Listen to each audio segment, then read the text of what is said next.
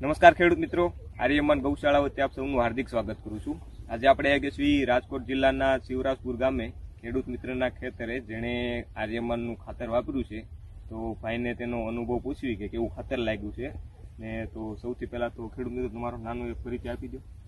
અમારો જિલ્લો રાજકોટ, તાલુકો જસદણ, ગામ શિવરાજપુર। તમારું નામ? કાળુભાઈ ભીખાભાઈ મકવાણા। તો તમે કયું ખાતર વાપર્યું? મેં આર્યમન ગૌશાળાનું ગોલ્ડન દાણા ગોલ્ડન દાણેદાર ખાતર વાપર્યું। કેટલી બેગ વાપર્યું? એક બેગ વાપરી। શીમાં? ઘઉંમાં વાપર્યું? ઘઉંમાં વાપરી। તો ભાઈએ ઘઉંમાં જે છે વાપર્યું છે મેં પોતે વાપરેલું। એક બાજુ આર્યમન વાળાનું ખાતર છે, એક બાજુ ડીએપી ખાતર છે। બરોબર, આ બાજુ આર્યમાન, આ બધા આ બાજુ ડીએપી છે। એક સાઈડમાં ડીએપી। તમને શું કઈ ફરક લાગે છે? અમને તો આનો ફરક લાગે।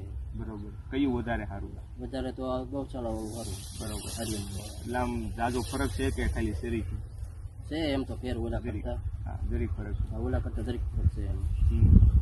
તો તમને ખબર કેમ પડી કે આર્યમાનનું ખાતર આવી રીતના મળે છે?